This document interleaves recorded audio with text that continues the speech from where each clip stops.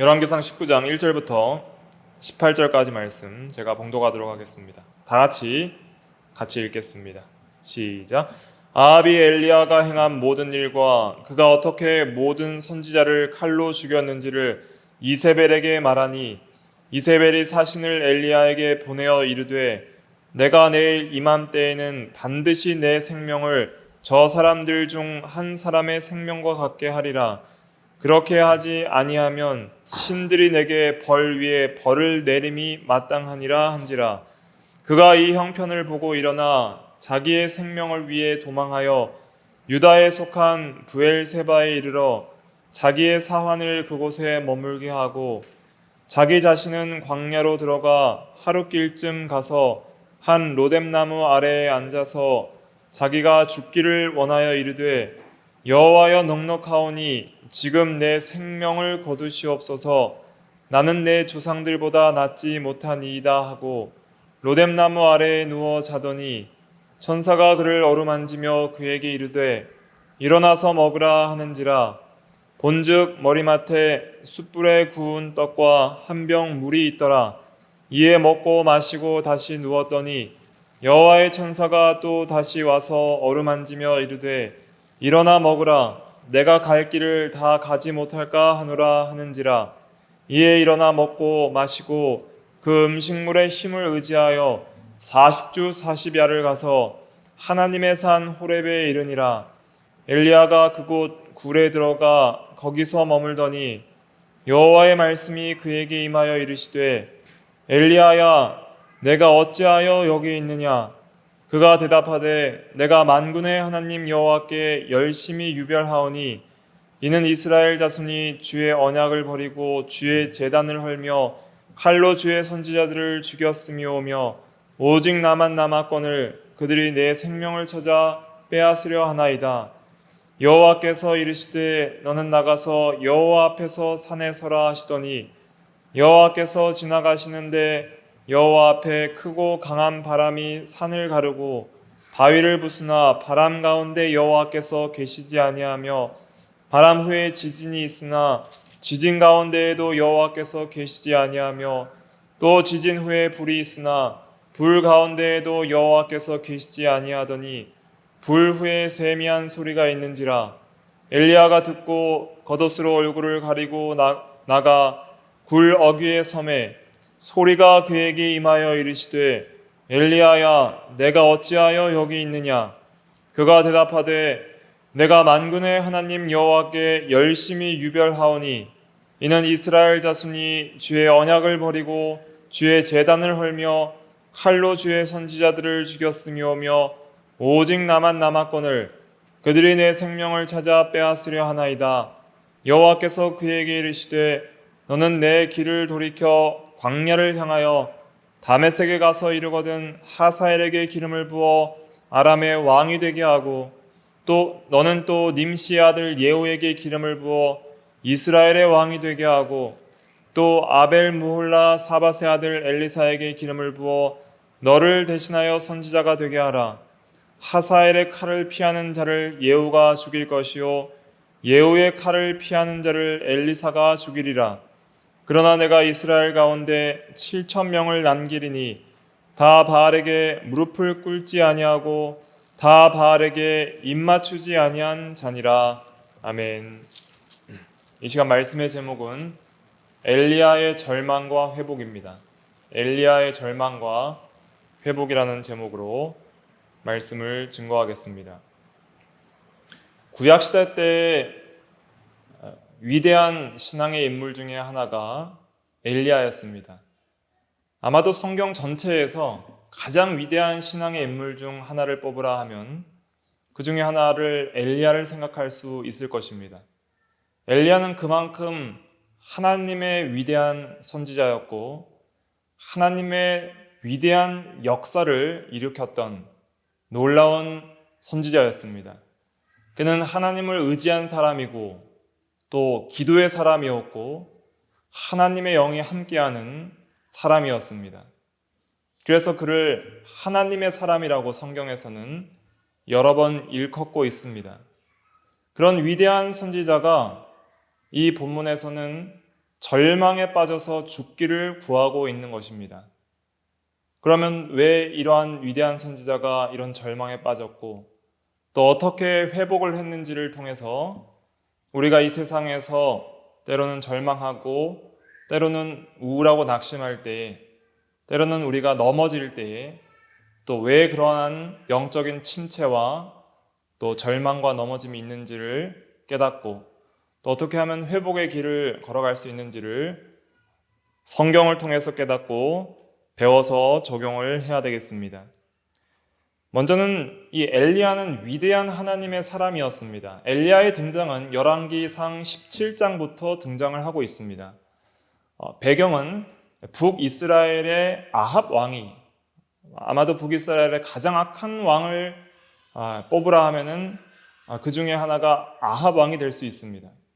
특별히 그 왕의 아내였던 이세벨은 가장 악랄한 여인으로 평가받기 때문에 그 아합 왕 시대의 아합 왕보다는 이세벨이 더 악했다고 할 수 있어요.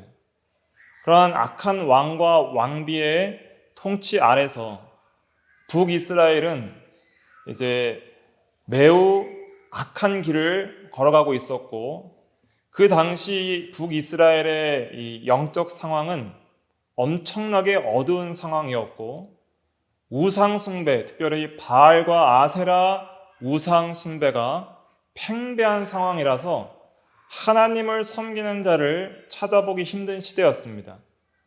또 이세벨이 권력을 통해서 선지자들을 잡아 죽였기 때문에 하나님을 섬기는 선지자들을 죽이고 제단을 헐어서 공적으로 하나님 앞에 제사하며 예배할 수 없도록 그렇게 폭정을 휘둘렀던 시대였습니다. 매우 영적으로 어둡고 죄악의 밤이 깊이 드리웠던 그런 시대에 이 빛난 별과 같이 우뚝 솟은 산과 같이 능력 있게 사역했던 선지자가 바로 엘리야였습니다. 엘리야는 등장하자마자 그 당시 이스라엘 나라의 우상 숭배를 책망하고 하나님께서 이 이스라엘에 3년 6개월 동안 비가 내리지 않을 것이다. 않게 하실 것이다. 그렇게 경고를 하면서 엘리야가 야고보서 5장에 보면 간절히 하나님께 기도를 드리니 3년 6개월 동안 비가 내리지 않았다 그랬습니다. 그런데 하나님께서는 엘리야를 살리셨습니다. 그릿 시냇가에 숨어 있을 때에 매일 까마귀들이 주는 음식을 먹었던 것이죠. 그것이 열왕기상 17장 2절부터 나오는 내용입니다. 그 뒤에 시냇가가 마르자 더 이상 물을 마실 수 없는 상황이었고 하나님께서는 그를 사르밧이라는 곳으로 피하게 하사 그곳에서 한 과부를 만나게 하시고 그 과부의 집에 밀가루에 밀이 떨어지지 않도록 하시고 병에 기름이 떨어지지 않도록 하셔서 비가 다시 내리기까지 음식을 공급하시고 엘리야와 또 그 과부의 모든 집안 식구들을 살리시는 놀라운 기적을 보이셨습니다. 그러한 기적을 계속 체험했던 하나님의 사람이었죠. 또 과부의 아들이 죽었을 때 하나님께 기도하여서 다시 아들을 살리는 그런 역사를 또 그런 능력을 보였던 엘리야 선지자였습니다.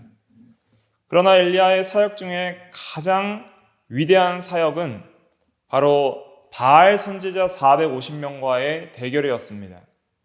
그 대결이 특별히 열왕기상 18장에 잘 기록이 되어 있는데 바알 선지자들과 또 엘리야가 두 제단을 각각 쌓고 한편은 바알에게 기도하고 또 엘리야는 하나님께 기도해서 참으로 살아계신 참 신이 바알인지 하나님인지 겨루어보자 그렇게 제안을 했던 것이죠.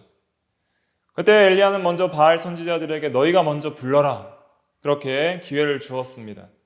그때 바알 선지자들이 하루 종일 바알을 불렀지만 하늘은 꿈쩍도 하지 않았어요.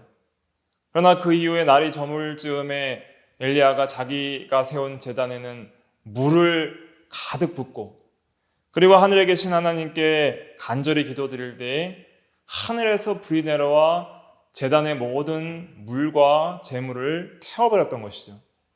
그때 그 장면을 지켜보고 있던 이스라엘 백성들은 여호와께서 참 하나님이시다, 여호와께서 참 신이시다 라는 것을 깨닫고 근처 시냇가에서 바알 선지자들을 남김없이 죽이는 놀라운 개혁의 사건, 승리의 사건이 바로 전 18장에 기록이 되어 있습니다.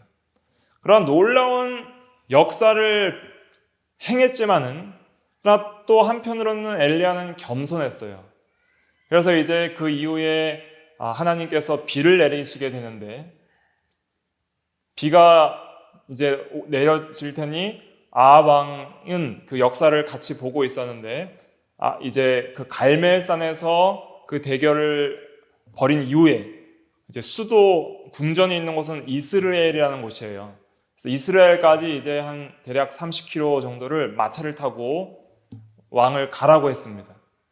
그런데 아합 왕이 마차를 타고 30km를 가는데 엘리야는 그 마차보다 더 빨리 앞에서 달려서 30km를 갔어요. 하나님의 영이 함께 하시니까 정말 놀라운 묘기와 같은 일을 했는데 달려서 말보다 더 빨리 말 앞에서 마차 앞에서 그렇게 30km를 왕 앞서 간 거예요. 궁전까지. 근데 이것은 대단한 겸손인데 왜냐하면 당시 이런 왕실 사람들이 궁전에 도착하기 전에는 전령들이 앞서서 왕의 오는 그 소식을 전하게끔 되어 있습니다. 그러니까 이 위대한 선지자가 그 악한 왕이라도 그 왕 앞에 겸손하게 전령의 그 역할을 앞에서 했던 것이죠.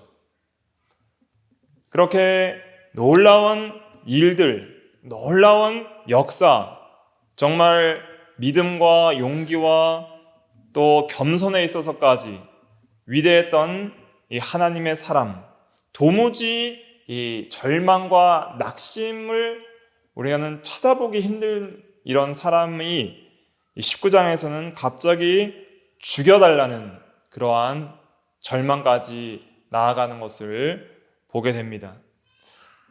왜 그렇게 엘리야는 죽고자 하기까지 극심하게 절망을 했는가? 이가 이스라엘 궁전에 도착했을 때 놀라운 승리를 한 이후였기 때문에 아마도 아합 왕이 돌이키고 또 이세벨도 어느 정도 회개를 하고 또 전 이스라엘이 돌이킬 줄 알았던 거예요. 그러나 도착하자마자 들은 소식은 바로 내일 당장 이세벨이 엘리야를 죽이겠다는 거예요. 전령을 보내서 내일 너를 죽이지 않으면 너의 생명을 오늘 죽은 바알 선지자들과 똑같이 하지 않으면 신들이 내 위에 벌을 내리고 벌을 내리시길 원하노라 하면서 사신을 보내서 반드시 내일까지 너를 죽이겠다 하는 그런 협박을 전달받게 되었던 것입니다. 그때 이 위대한 선지자는 극심한 두려움에 빠졌고 그가 이 형편을 보고 자기 생명을 위해서 멀리까지 도망가기 시작합니다. 얼마나 멀리까지 도망을 갔냐면 이 이스라엘 궁전에서 먼저 브엘세바까지 도망갔다 그랬어요. 3절에 보니까 그가 이 형편을 보고 일어나 자기 생명을 위해 도망하여 유다에 속한 브엘세바에 이르러 브엘세바까지 약 한 145km를 달린 거예요. 그러니까 살고자 하면은 이렇게 장거리를 달릴 수 있어요. 차 타고도 145km 가기가 힘든데 145km를 어떻게 갔어요?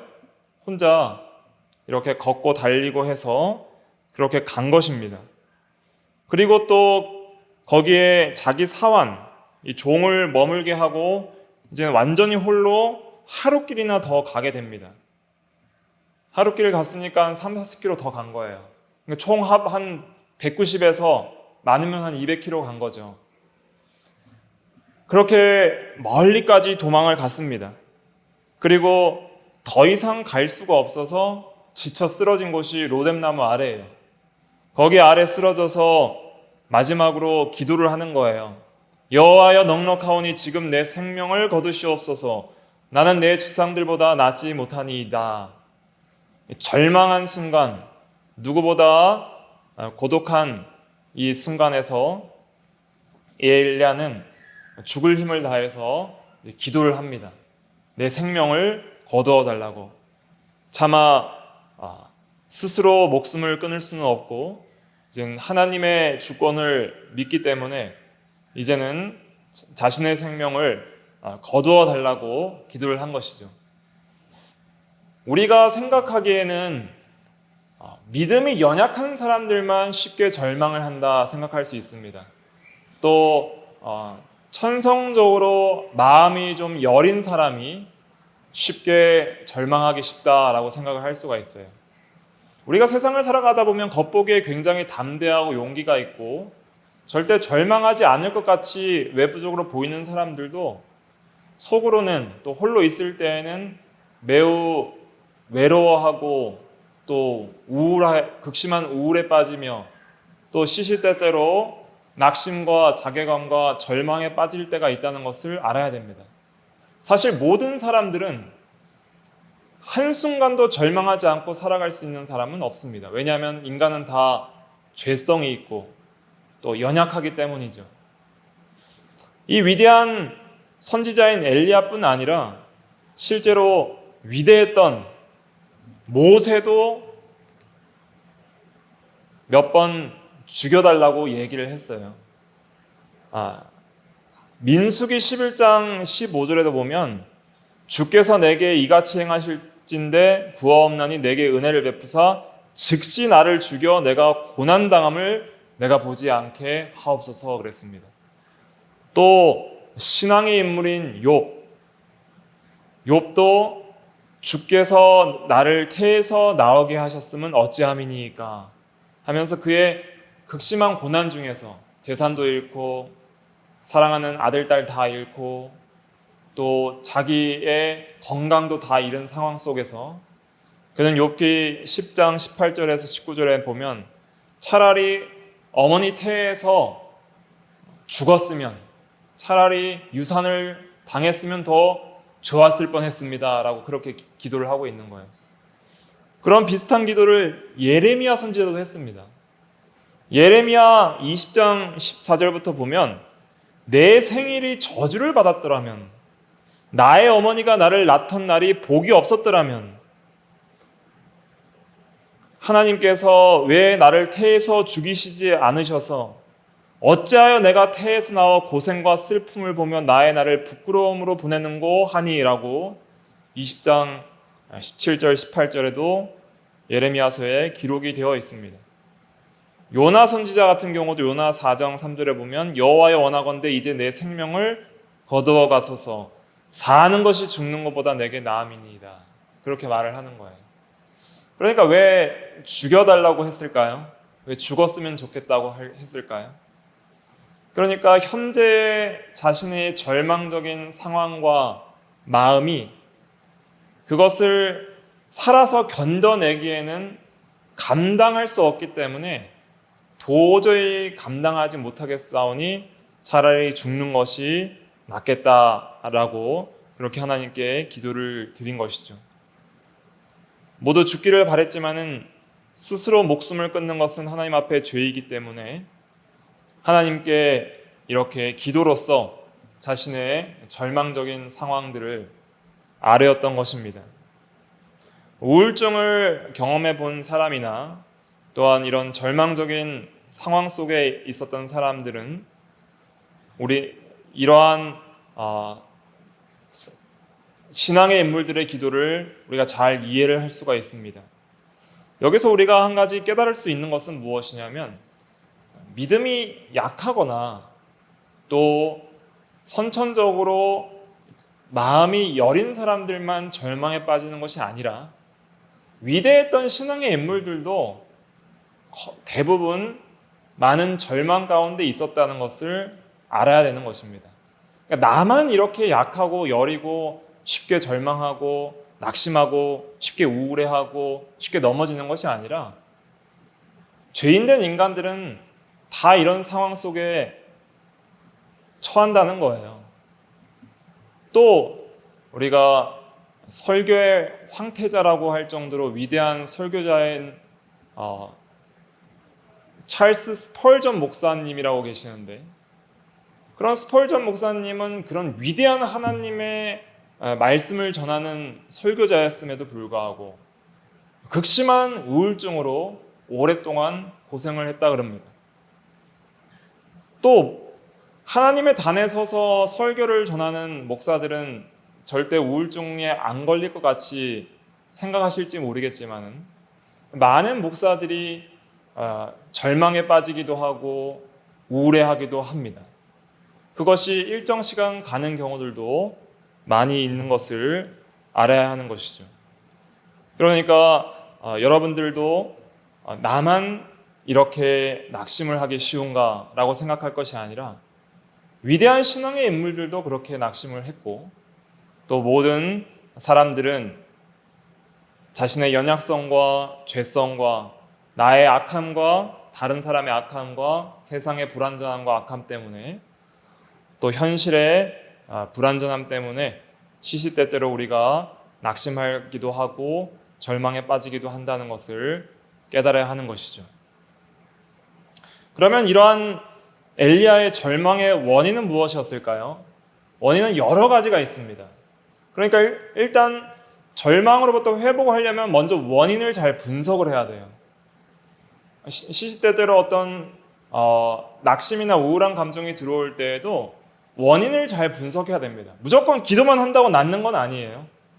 그렇기 때문에 원인을 잘 분석하는 것이 중요한데, 첫째, 엘리야의 절망의 원인은 육체적인 피로에 있습니다. 엘리야는 기진맥진에 있었어요. 갈멜산 승리 이후에 이스라엘까지 30km를 달려갔잖아요. 그런데 그날 바로 내일 죽이겠다는 말 듣고 그렇게 달려왔는데 즉시 어디로 갔어요? 145km를 달려간 거예요. 또 브엘세바까지.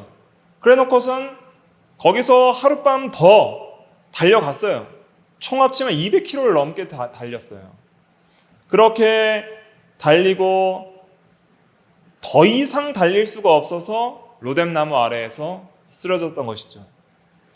그래서 우리는 육체와 영혼이 분리되지 않고 인간에게 온전히 유기적으로 결합되어 있기 때문에 육체의 피로나 또 이런 건강의 악화는 우리 영혼에도 낙심과 또 우울함을 줄 때가 많이 있습니다. 그래서 우리가 때로는 강건했던 사람이 이렇게 극심한 피로에 쌓일 때 쉽게 불안한 마음과 두려운 마음이 들어오기 쉽고 또 낙심하는 마음이 들어오기 쉬운 것이죠. 위대한 하나님의 사람이었던 디모데도 두려워하는 마음이 들어온 적이 있습니다.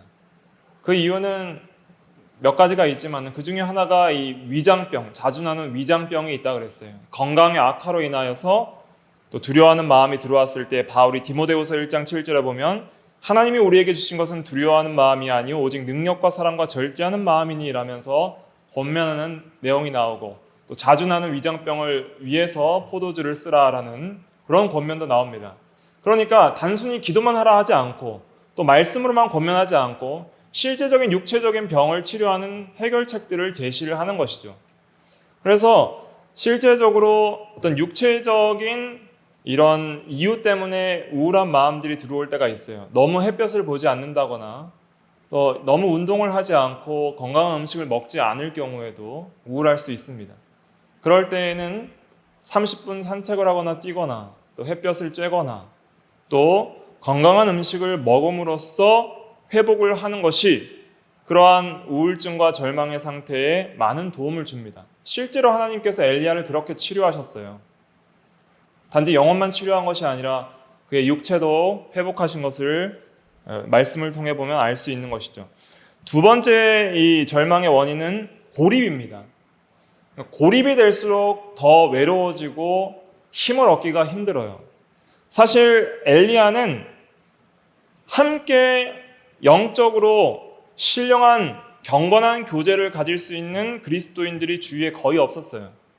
왜냐하면 이세벨이 다 잡아 죽이고 핍박했기 때문에 다들 숨어 지냈고, 또 요즘 코로나처럼 이렇게 서로 사람들을 만나지 못하는 것처럼 그보다 더 극심하게 마치 북한에서 신앙생활하는 성도들이 성도의 교제를 하지 못하는 것처럼 그렇게 숨어서 지내며 또 고립되어 지냈고, 사실상 비가 오지 않는 3년 6개월 동안 거의 혼자 지내왔습니다.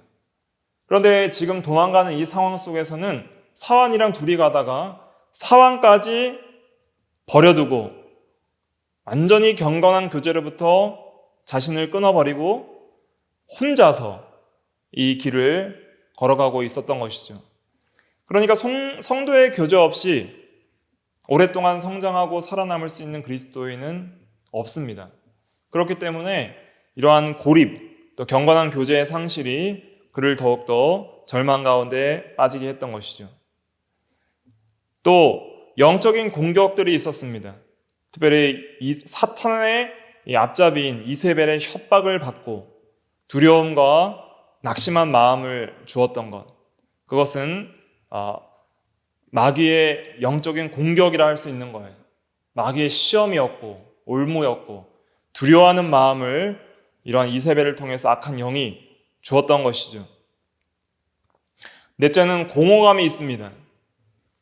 특별히 가장 승리했을 때, 가장 감정이 최고조로 달았을 때 사람들은 쉽게 낙심하게 됩니다.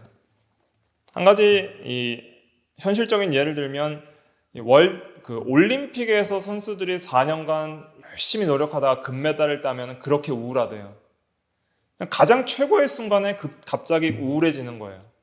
왜냐하면 금메달 따기 전에 어떤 이상이 있었고 금메달만 따면 모든 삶의 상황이 변할 것 같았지만은, 그러나 메달 하나 따고 나니까 그렇게 삶은 나아지지 않고, 또 실제적으로 이 메달 하나 때문에 내가 지금까지 이렇게 고생을 했나 하는 공허감, 또 무너진 기대감, 허무함, 이런 것들이 겹치면서 많은 우울증에 걸리기도 하고 방황하는 그런 침체기에 들어서기도 한다고 합니다.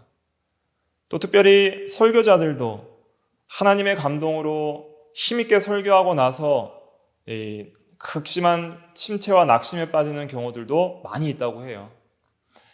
엘리야 같은 경우에도 하나님의 힘을 힘입어서 위대한 승리의 일을 한 이후에 현실로 돌아왔을 때 전혀 현실은 바뀐 게 없는 거예요.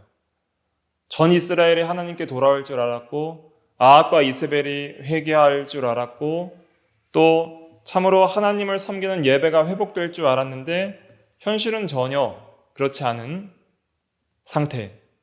그때 자기가 기대했던 기대감이 무너지고 공허함이 밀려옴으로 말미암아 아무리 내가 힘있게 여호와 앞에 열심히 특심해서 열심히 유별나서 이렇게 꿈을 가지고 일했던 것들이 아무런 기대에 못 미치고 또 아무런 의미가 없구나 하는 그러한 마음이 밀려올 때에 절망을 하게 되는 것이죠. 우리가 이 세상에서 어떤 일을 할 때, 그것이 영적인 일이든 또 세상적인 일이든, 우리가 어떤 큰 기대감을 가지고 최선을 다해서 어떤 일을 했는데 내가 기대했던 만큼 일이 이루어진 것이 보이지 않을 때, 그럴 때 우리가 큰 공허감을 느끼게 되는 것이죠. 때로는 우리가 영적인 전투에서 경건의 어떤 훈련 속에서 또 선한 싸움 속에서 죄와 싸우고 세상과 싸우고 마귀와 싸우고 또 비진리와 싸우는 그런 하나님의 나라를 세워가는 일에 있어서도 우리가 힘을 다해서 했는데 어제는 성공했어요. 그러나 어제의 성공이 오늘의 성공을 보장하지는 않습니다. 어제는 성공해서 매우 기쁜 만족감과 승리의 기쁨 속에 있었는데 그 다음 날을 낙심하고 패배할 때가 많이 있는 것이죠. 그럴 때 쉽게 우리가 절망할 때가 많이 있습니다. 어제는 엘리야가 바알 선지자와의 대결에서는 이겼는데 돌아오자마자 이세벨에게 패해버린 거예요. 그러니까 더욱더 그 낙심을 할 수밖에 없었던 것이죠. 그리고 또 한 가지는 두려움이었습니다. 두려움이 몰려오면서 엘리야는 큰 절망에 빠지게 됩니다. 그 3절에 보면 그가 이 형편을 보고 일어나 그랬잖아요. 근데 ESV라는 그런 영어 성경에서는 이 번역을 이제는 그가 두려워하여 이렇게 번역을 했습니다. 그래서 형편을 봤다는 것은 두려움이 몰려왔다는 의미도 되는 것이죠. 형편을 보고 두려워하여 그렇게 일어나. 그래서 이 두려움이 몰려올 때 그가 절망을 하게 되었고 이제는 도망하게 되는, 이런 용기 있는 선지자가 도망하게 되는 그러한 일이 일어났던 것이죠. 그리고 또 절망은 무엇이냐면, 절망의 이유는 이 6번째로는 죄책감이 있습니다. 그러니까 엘리야가 자기 방향으로 도망친 거는 하나님의 선지자로서의 사역을 포기한 것입니다. 무단 결근이에요. 전투가 한창 벌어지고 있을 때에 자기 자리를 버리고 나라의 어떤 하나님 나라의 영적 운명을 이 벼랑 끝에 있는 위기의 순간에 거룩한 사명을 버리고 도망친 것입니다. 이 엘리야는 가장 담대한 사람이었는데 현재는 비참하게 실패해서 도망가고 있습니다. 그래서 그의 고백이 무엇이냐면 4절 말씀 같이 읽어볼게요. 4절 시작. 자기 자신은 광야로 들어가 하룻길쯤 가서 한 로뎀나무 아래에 앉아서 자기가 죽기를 원하여 이르되 여호와여 넉넉하오니 지금 내 생명을 거두시옵소서. 나는 내 조상들보다 낫지 못하니이다 하고 그랬습니다. 나는 내 조상들보다 낫지 못하니이다. 그러니까 위대한 모세나 또 훌륭한 조상들, 그뿐 아니라 그냥 내 조상들보다 나은 것이 하나도 없다 하는 것을 고백을 한 것입니다.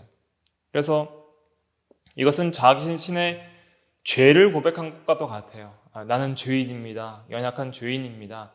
나는 더 이상 하나님의 위대한 사역을 할 만한 그런 선지자가 아닙니다 하면서 그렇게 낙심을 하고 죄책감 속에서 괴로워하고 있었다는 것을 여기서 알 수가 있습니다.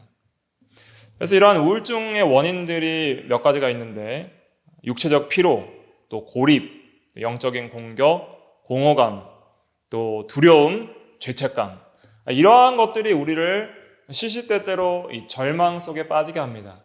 육체가 필요할 때는 어떻게 해야 돼요? 운동도 하고 휴식도 취해야 됩니다. 휴식만 취한다고 회복되는 것은 아닙니다. 햇볕도 쬐고 산책도 하고, 때로는 우울증에 어떤 처방보다 30분 달리기가 최고 좋다 그래요. 그러니까 햇볕을 쬐고 좀 달리거나 걷고 또 충분한 휴식을 취하는 것이 중요합니다. 몸이 고장이 났다면 영양소가 고루어 갖춰진 건강한 식사를 해야 됩니다. 또 필요에 따라 적절한 의학적 도움을 받아야 되죠. 고립되어 있다면 성도들과 교제를 하며 또 예배에 참석하여서 하나님과 교제의 자리에 들어가야 됩니다. 말씀과 기도의 자리에 들어가야 됩니다. 영적인 공격의 아래에 있다면 영적인 보호를 위해서 기도하며 말씀으로, 성령의 검의 말씀으로 무장하고 교리적인 지식들을 통해서 또 성경의 말씀과 또 신앙 인물들의 사건과 경험들을 통해서 우리가 그 싸움에서 이길 만한 힘, 영적인 양식과 전투력, 무기, 또 갑옷을 공급을 받아야 하는 것이죠. 죄책감을 느낀다면 어떻게 해야 될까요? 예수 그리스도의 피를 의지하여 담대히 하나님 보좌 앞에 나아가서 하나님께 회개하고, 또 인간관계에서의 지은 죄가 있다면 서로에게 죄를 고백하며 용서와 또 화해를 해야 하는 것이죠. 그러니까 여러 가지 절망의 이유에 따라서 적절한 치료책을 적용을 해서 회복을 해야 되는 것입니다. 우울증이 들어왔다고 무조건 기도만 한다고 다 회복이 되는 건 아니에요. 반드시 여러 가지 방법을 통해서 지혜롭게 회복을 해야 합니다. 하나님께서는 그러한 지혜를 통해서 엘리야를 회복시켜 주셨어요. 엘리야가 극심하게 체력적으로 완전히 탈진한 상태에 있을 때 하나님께서는 이틀이나 푹 재우셨어요. 로뎀나무 아래에서 이틀 동안 푹 재우시고, 또 아주 건강한 양식인 이 구운 떡과 물을 제공하시고, 또 어루만져 주시면서 치료해 주시고 영육 전체를 강건하게 해주시는 놀라운 은혜를 베풀어 주셨습니다. 엘리야가 죽기를 구하면서 죄책감에 낙심하여 있을 때에 그때 하나님께서 베풀어 주신 은혜가 5절부터 7절에 나오는데 5절부터 7절 한번 읽어볼까요? 시작. 로뎀나무 아래에 누워 자더니 천사가 그를 어루만지며 그에게 이르시되 일어나서 먹으라 하는지라. 본즉 머리맡에 숯불에 구운 떡과 한 병 물이 있더라. 이에 먹고 마시고 다시 누웠더니 여호와의 천사가 또다시 와서 어루만지며 이르시되 일어나 먹으라. 내 갈 길을 다 가지 못할까 하노라 하는지라 그랬습니다. 그래서 이틀을 잘 먹고 잘 자고 푹 쉬고 그렇게 이틀 회복하니까 굉장히 나아진 거예요. 굉장히 나아져서 아예 걷지를 못했던 사람이 이제는 며칠을 걸었어요? 40주 40야를 걷기 시작해요. 그러니까 지금까지 한 200km 넘게 걸어왔죠? 그런데 또 한 200km 이상을 걷게 돼요. 호렙산까지. 그러니까 전혀 하나님의 인도를 따라 갈 수 없었던 그런 우울증 환자 같은 상태의 이 환자가 이틀 동안 하나님의 은혜로 많은 회복을 합니다. 다 회복하지 못했어요. 많은 회복을 하게 됩니다. 그러니까 우리가 때로는 힘들 때 적절한 조치를 통해서 회복하는 것이 지혜입니다. 그런데 이가 여전히 낙심 가운데 있어요.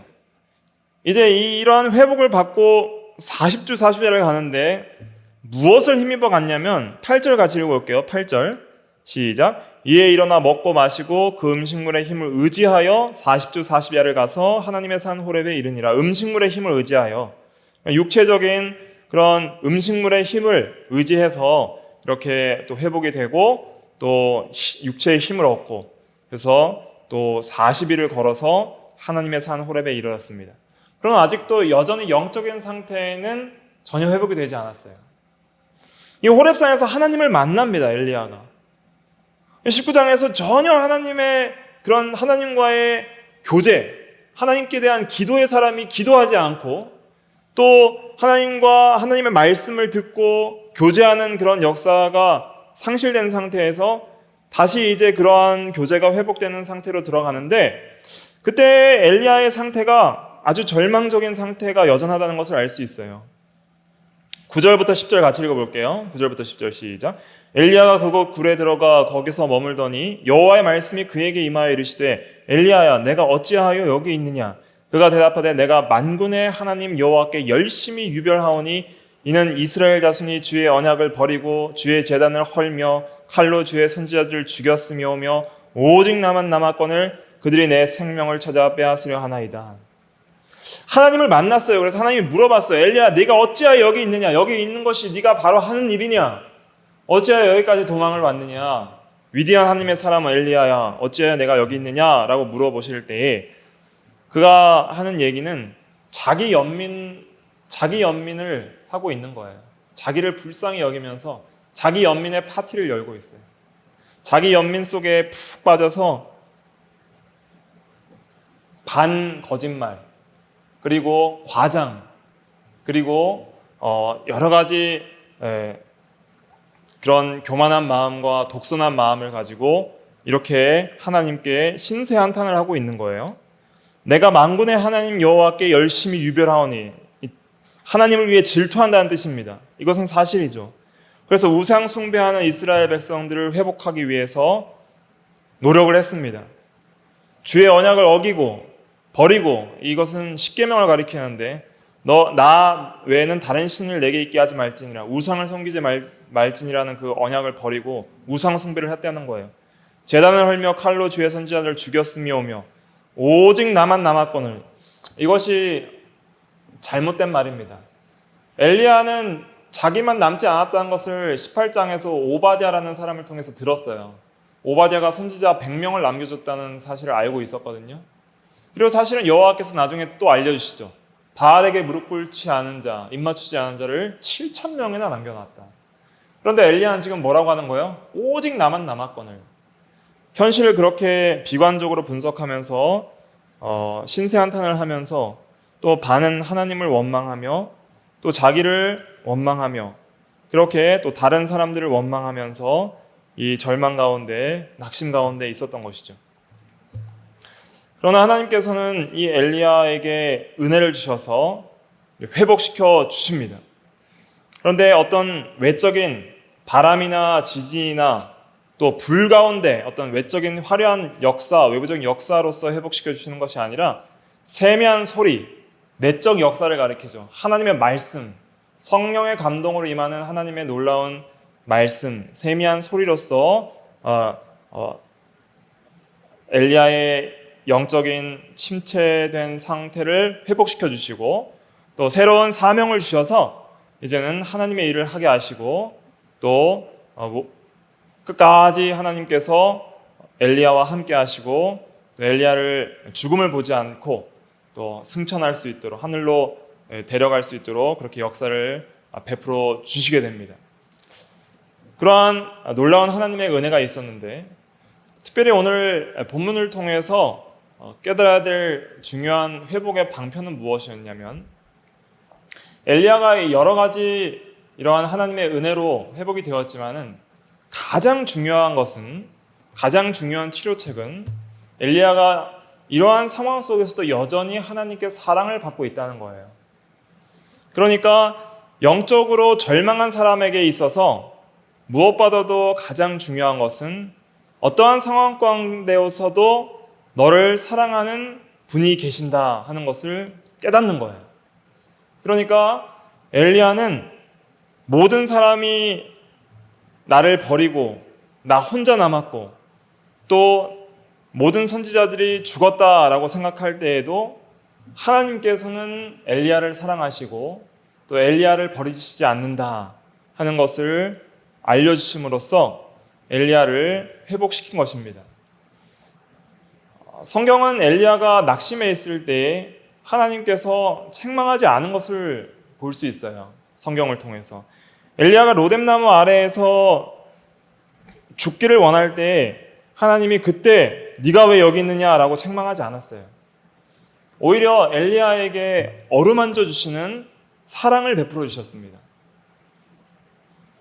그리고 필요한 것들을 공급해 주셨어요. 천사를 통해서 2번이나 어루만져 주시고 정말 필요한 물과 떡을 주시고 또 중요한 잠을 주셨어요. 시편 127편 2절에 보면 여호와께서 그의 사랑하시는 자에게 잠을 주시는도다 그랬습니다. 우리가 사실 절망 가운데 있는 사람을 위로하는 가장 중요한 방법은 무엇이냐면 그 사람이 사랑받고 있다는 것을 알게 해주는 거예요. 그러니까 우리가 누군가를 위로할 때에는 정말 절망 가운데 있는 사람을 위로할 때에는 어떤 말씀의 책망이나 또 권고나 도움이 될 만한 말 그런 것들이 필요할 때도 있겠지만은 그것보다 더 중요한 것은 그를 사랑한다는 말, 또 그가 사랑받고 있다는 그러한 마음을 갖게 하는 것, 그것이 가장 중요한 것입니다. 그러나 우리가 이 세상에서 우리를 완전히 위로해 줄 사람이 없어요. 그리고 우리를 영원토록 변함없이 사랑해 줄 수 있는 그러한 사람도 없습니다. 그러나 우리가 한 가지 알아야 될 것은 무엇이냐면 하나님께서는 자신의 자녀들을 그리스도의 피를 통해서 구속하신 성도들을 끝까지 사랑하신다는 거예요. 그러니까 우리가 어떠한 절망 속에서도 항상 우리가 기억해야 될 것은 무엇이냐면 하나님이 우리를 사랑하신다는 진리예요. 그것이 우리를 어떠한 상황 속에서도 우리가 회복될 수 있는 가장 중요한 핵심입니다. 그래서 예수님을 통해서 하나님께서 우리를 사랑하심을 완전하게 보여주셨어요. 그래서 우리가 엘리야가 로뎀나무 아래에서 쓰러졌던 것처럼 때로는 우리가 절망 가운데 예수 그리스도의 십자가 앞에 피해야 되고 예수님의 십자가를 묵상해야 되고 그 예수님을 통해서 우리에게 베풀어 주신 그 사랑은 영원하고 완전하다는 것을 믿어야 됩니다. 그래서 예수님께서 이 세상에 오셨을 때 친히 하나님의 사랑을 예수님을 통해서 보여주셨는데 요한복음 13장 1절에 보면은 예수께서 세상에 있는 자기 사람들을 사랑하시되 끝까지 사랑하시니라 그랬어요. 그러니까 엘리야가 이러한 절망 가운데 낙심 가운데 있을 때에도 하나님은 그를 버려두시지 아니하고 또 받아들이기 힘든 영적인 상태에 있을 때 바로 책망하시지 않고 먼저 사랑을 보여주셨다. 네가 여전히 나의 사랑을 받고 있는 나의 자녀고 나의 사람이다 하는 것을 가르쳐 주시고 느끼게 하셨던 것이죠. 그러니까 우리가 절망 가운데 가장 먼저 생각해야 될 것은 여전히 하나님께서는 우리를 사랑하고 계신다는 것을 믿고 깨닫고 느끼는 거예요. 그것이 있을 때에 회복을 할 수 있습니다. 절망한 사람이 회복할 수 있는 가장 큰 원동력은 누군가 나를 끝까지 믿어주고 사랑한다는 그 사랑에 대한 확신이 회복을 하게 만드는 거예요. 자살하고 싶은 사람들도 마지막으로 자기를 끝까지 사랑해 줄 수 있는 사람을 찾고 전화하고 한다고 그러잖아요. 그런데 왜 끝내는 절망하고 자살까지 가느냐? 끝까지 자기를 사랑해 주는 사람 또 그 사랑을 느끼지 못할 때에 끝까지 믿어줄 사람을 생각하지 못할 때에 완전히 자신을 절망 가운데 버려둘 때가 있다는 것을 우리는 깨달아야 하는 것이죠. 예수님께서도 실제적으로 이 세상에 오셨을 때 우리를 사랑한다고 말씀을 해주셨습니다. 요한복음 15장 9절 말씀 한번 찾아볼까요? 요한복음 15장 9절 말씀. 요한복음 15장 9절 말씀.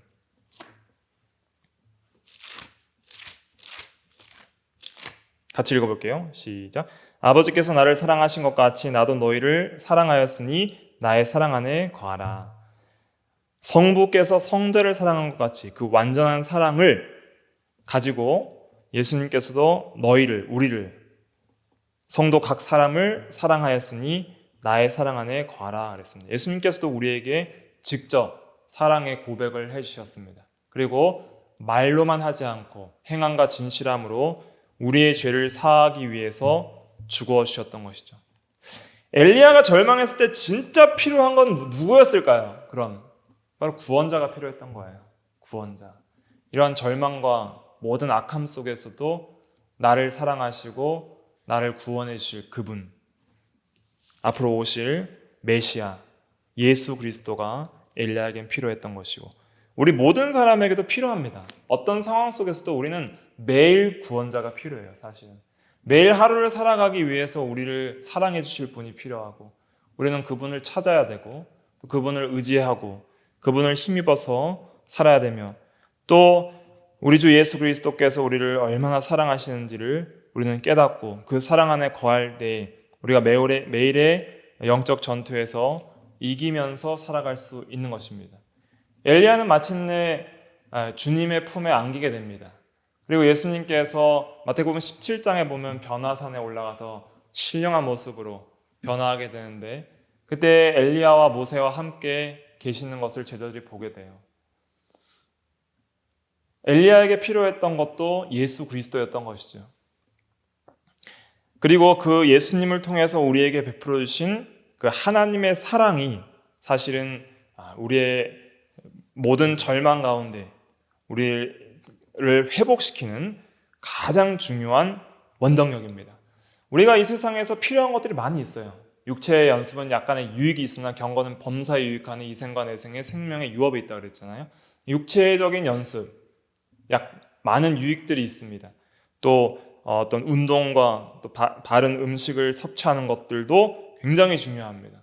그리고 실제적으로 이 세상에서 우리가 우리의 마음과 또 우리의 육체를 잘 다스리기 위해서 지혜롭게 해야 될 여러 가지 방법들이 있습니다.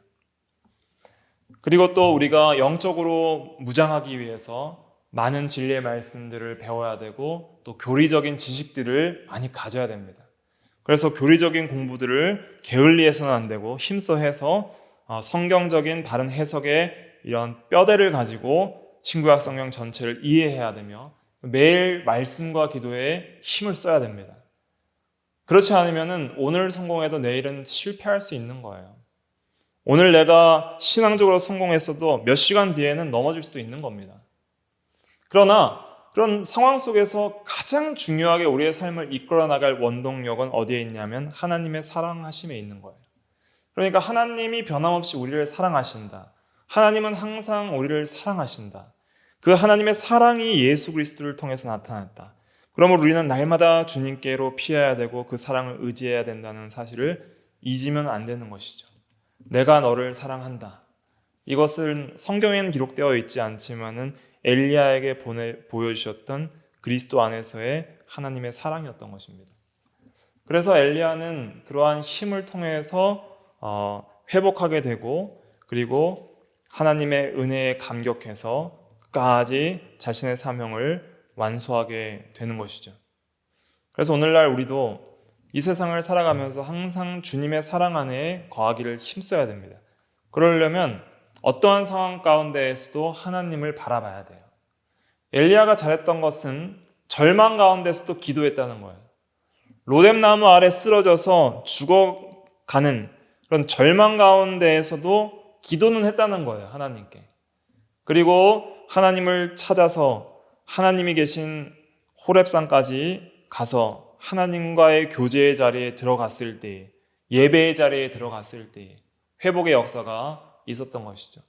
그러니까 우리는 때로는 절망하고 낙심하고 넘어질 때 하나님께로부터 도망가려 할 때가 있지만은 오히려 더욱더 하나님께 빠르게 달려갈수록 하나님께 더욱더 나아갈수록 하나님께서 주시는 은혜로 회복할 수 있다는 것을 기억을 해야 됩니다.